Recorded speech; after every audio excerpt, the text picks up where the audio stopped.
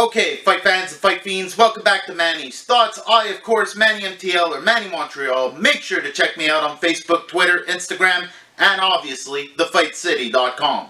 As usual, I'll give you guys my thoughts on what's going down in the world of combat sports. Let's get started.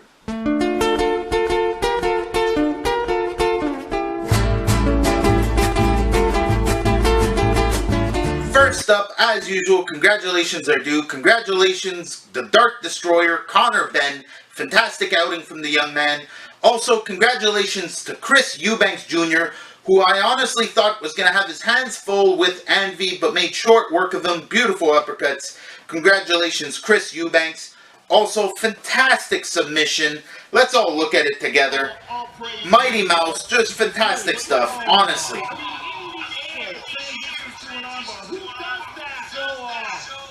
Well, we're going to take one more look at it, DC, in real time, and you can see just come on. they made the proper transitions to eventually force the catch and go. I may get to do this to John Ennis. John Ennis. Mighty Mouse is so bad. Baddest man on the planet. 11 title defenses. He is by far the most underpaid champion in the history of fighting. Honestly, I really hope that they give him his due. I really hope that people start getting behind him. He's got a great personality. He's a perfect image. He's the exact thing you would want your kids to grow up and want to be.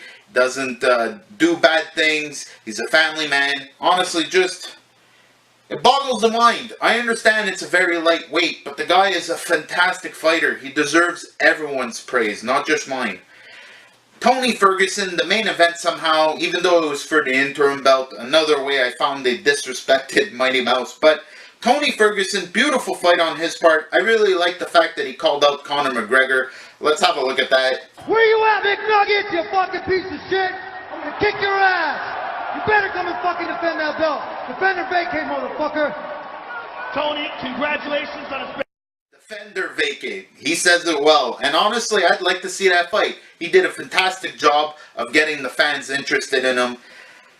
I know he swore and stuff, and I just said the opposite about Mighty Mouse. And yeah, I guess if Mighty Mouse was a little bit more like Tony Ferguson, people would care a bit more. But you got to remember, people are paying attention to Tony Ferguson only because of Conor McGregor. And again, same thing.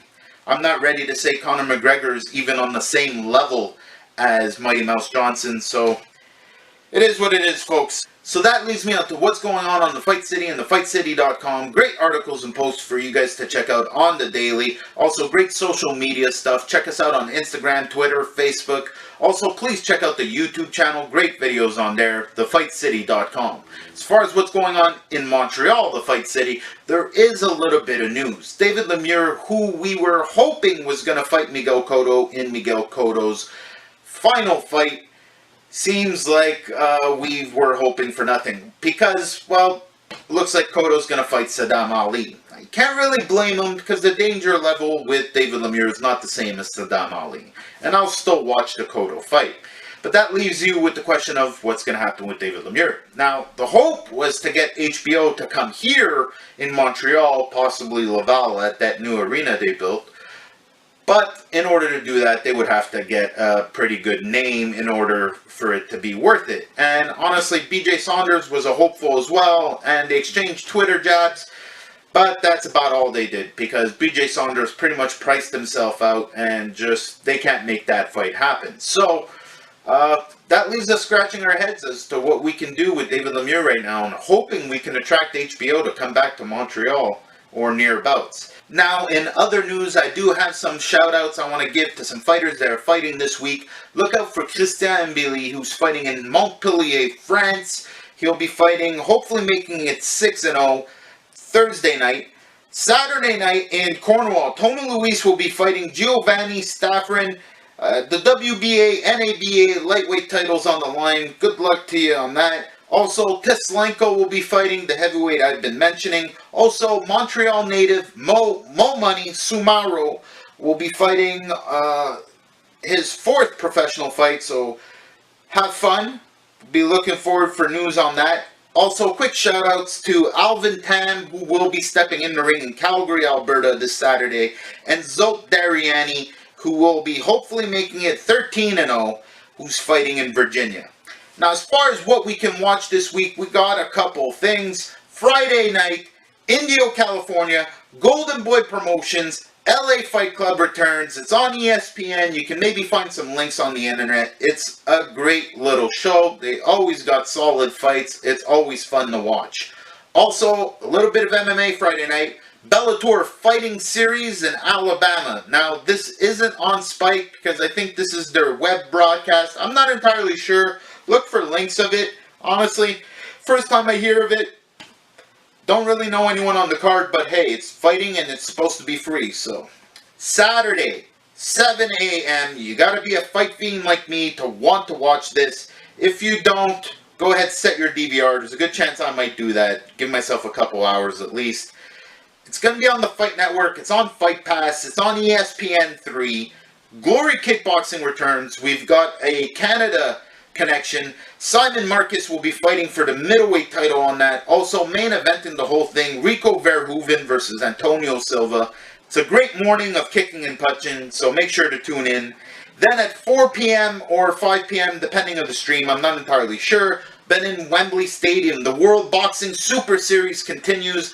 Ali trophies, $50 million grand prize, all these titles on the line. I've mentioned it before. It's a fantastic series. Make sure you tune in. Main eventing this time, George Groves versus Cox. Solid fight. Great afternoon of boxing.